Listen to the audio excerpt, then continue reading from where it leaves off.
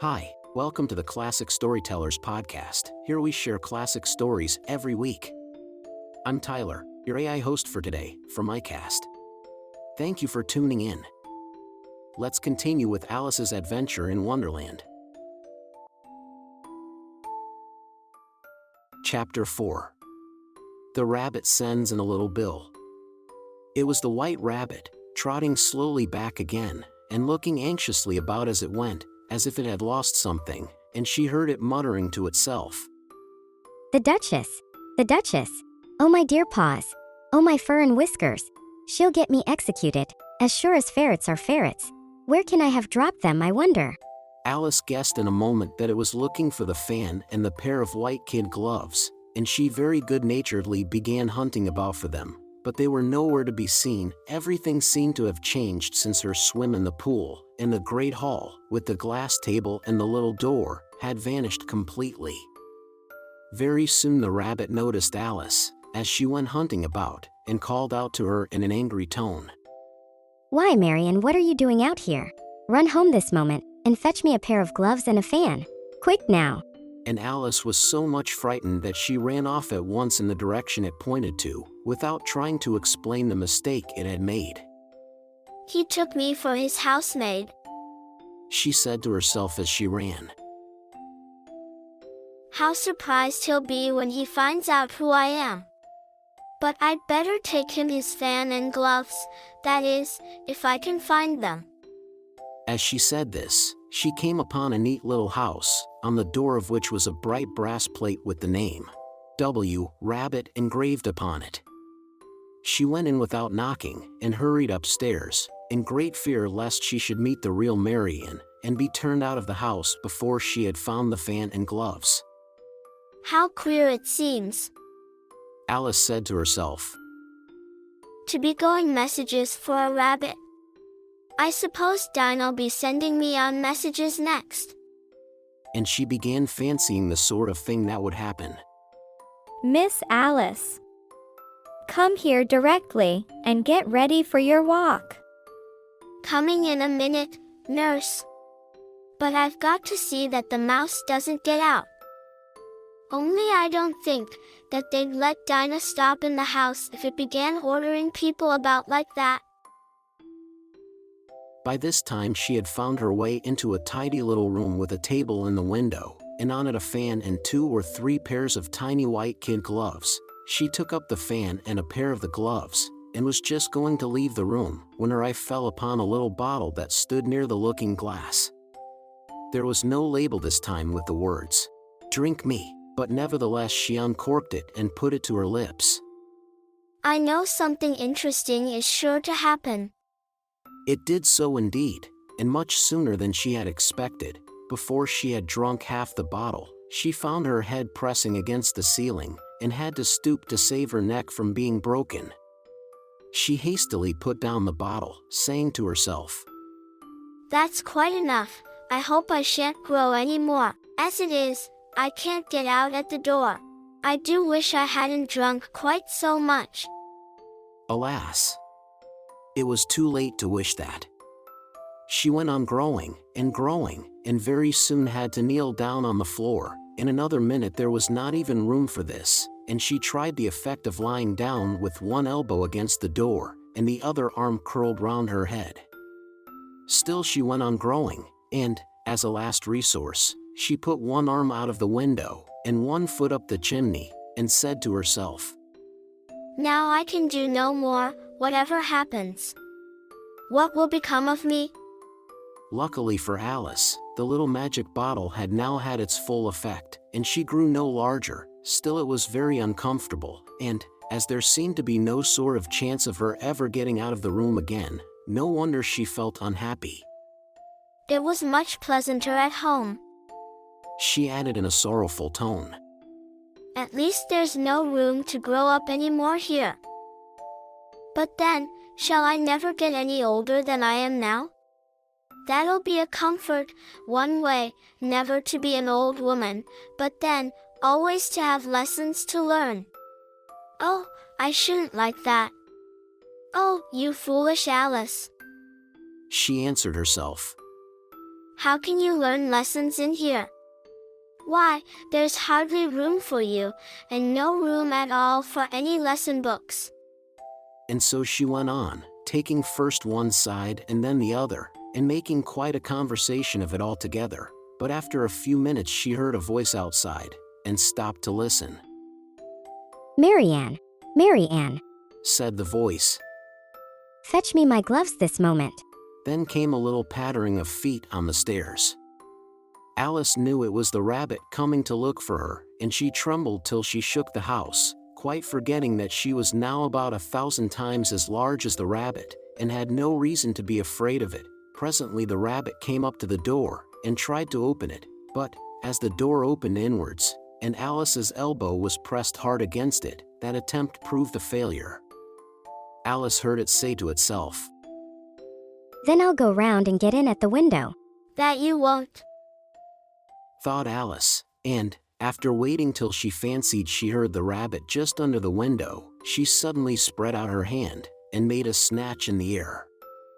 She did not get hold of anything, but she heard a little shriek and a fall, and a crash of broken glass, from which she concluded that it was just possible it had fallen into a cucumber frame, or something of the sort. Next came an angry voice, the rabbit's, "Pat, Pat, where are you?" and then a voice she had never heard before. "Sure, then I'm here. Digging for apples, Your Honor." "Digging for apples indeed. Said the rabbit angrily. Here, come and help me out of this." Sounds of more broken glass. "Now tell me, Pat, what's that in the window?" "Sure, it's an arm, Your Honor." He pronounced it Aram. "An arm, you goose. Whoever saw one that size? Why, it fills the whole window." "Sure, it does, Your Honor, but it's an arm for all that." "Well, it's got no business there at any rate. Go and take it away." There was a long silence after this, and Alice could only hear whispers now and then, such as, "Sure, I don't like it, Your Honor, at all, at all." "Do as I tell you, you coward." and at last she spread out her hand again, and made another snatch in the air. This time there were two little shrieks, and more sounds of broken glass. "What a number of cucumber frames there must be," thought Alice. "I wonder what they'll do next. As for pulling me out of the window, I only wish they could. I'm sure I don't want to stay in here any longer." She waited for some time without hearing anything more. At last came a rumbling of little cartwheels, and the sound of a good many voices all talking together. She made out the words, "Where's the other ladder? Why, I hadn't to bring but one. Bill's got the other bill. Fetch it here, lad. Here, put 'em up at this corner. No, time together first. They don't reach half high enough yet. Oh, they'll do well enough, don't be particular.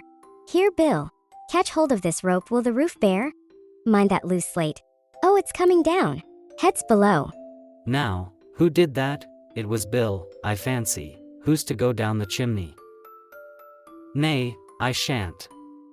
"You do it, that I won't, then, Bill's to go down." "Here, Bill. The master says you're to go down the chimney." "Oh, so Bill's got to come down the chimney, has he?" said Alice to herself. "Shy, they seem to put everything upon Bill. I wouldn't be in Bill's place for a good deal.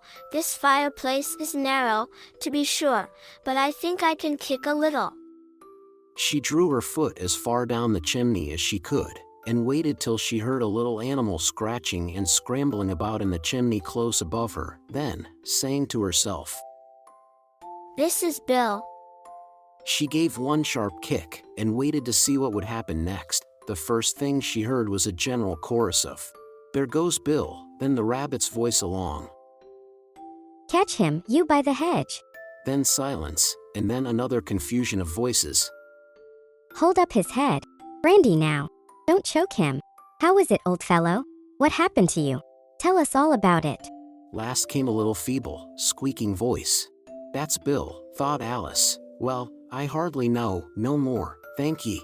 I'm better now, but I'm a deal too flustered to tell you All I know is, something comes at me like a jack-in-the-box, and up I goes like a skyrocket," So you did, old fellow. said the others. We must burn the house down. Said the rabbit's voice, and Alice called out as loud as she could. If you do, I'll set Dinah at you. There was a dead silence instantly, and Alice thought to herself, I wonder what they will do next. If they had any sense, they'd take the roof off. After a minute or two, they began moving about again, and Alice heard the rabbit say, A barrelful will do, to begin with. A barrel full of what?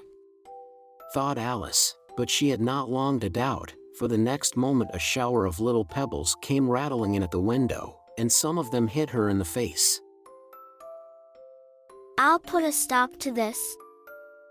She said to herself, and shouted out, You'd better not do that again. which produced another dead silence. Alice noticed with some surprise that the pebbles were all turning into little cakes as they lay on the floor, and a bright idea came into her head. If I eat one of these cakes, it's sure to make some change in my size, and as it can't possibly make me larger, it must make me smaller, I suppose. So she swallowed one of the cakes, and was delighted to find that she began shrinking directly. As soon as she was small enough to get through the door, she ran out of the house, and found quite a crowd of little animals and birds waiting outside. The poor little lizard, Bill, was in the middle, being held up by 2 guinea pigs, who were giving it something out of a bottle. They all made a rush at Alice the moment she appeared, but she ran off as hard as she could, and soon found herself safe in a thick wood. The first thing I've got to do, said Alice to herself, as she wandered about in the wood, is to grow to my right size again, and the second thing is to find my way into that lovely garden. I think that will be the best plan. It sounded an excellent plan, no doubt, and very neatly and simply arranged. The only difficulty was that she had not the smallest idea how to set about it, and while she was peering about anxiously among the trees, a little sharp bark just over her head made her look up in a great hurry. An enormous puppy was looking down at her with large round eyes, and feebly stretching out one paw, trying to touch her. Poor little thing, said Alice, in a coaxing tone, and she tried hard to whistle to it, but she was terribly frightened all the time at the thought that it might be hungry, in which case it would be very likely to eat her up in spite of all her coaxing. Hardly knowing what she did, she picked up a little bit of stick, and held it out to the puppy.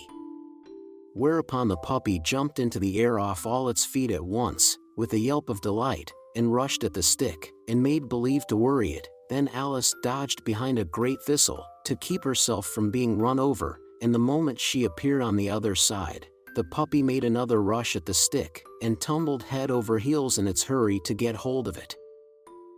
Then Alice, thinking it was very like having a game of play with a cart horse, and expecting every moment to be trampled under its feet, ran round the thistle again. Then the puppy began a series of short charges at the stick, running a very little way forwards each time and a long way back, and barking hoarsely all the while, till at last it sat down a good way off, panting, with its tongue hanging out of its mouth, and its great eyes half shut. This seemed to Alice a good opportunity for making her escape, so she set off at once, and ran till she was quite tired and out of breath, until the puppy's bark sounded quite faint in the distance. And yet what a dear little puppy it was, said Alice, as she leaned against a buttercup to rest herself, and fanned herself with one of the leaves. I should have liked teaching it tricks very much, if I'd only been the right size to do it. Oh dear. I'd nearly forgotten that I've got to grow up again. Let me see, how I guess it to be managed. I suppose I ought to eat or drink something or other, but the great question is, what? The great question certainly was, what?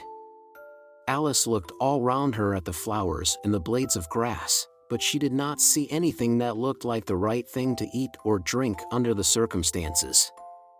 There was a large mushroom growing near her, about the same height as herself, and when she had looked under it, and on both sides of it, and behind it, it occurred to her that she might as well look and see what was on the top of it. She stretched herself up on tiptoe, and peeped over the edge of the mushroom, and her eyes immediately met those of a large caterpillar that was sitting on the top with its arms folded, quietly smoking a long hookah, and taking not the smallest notice of her or of anything else.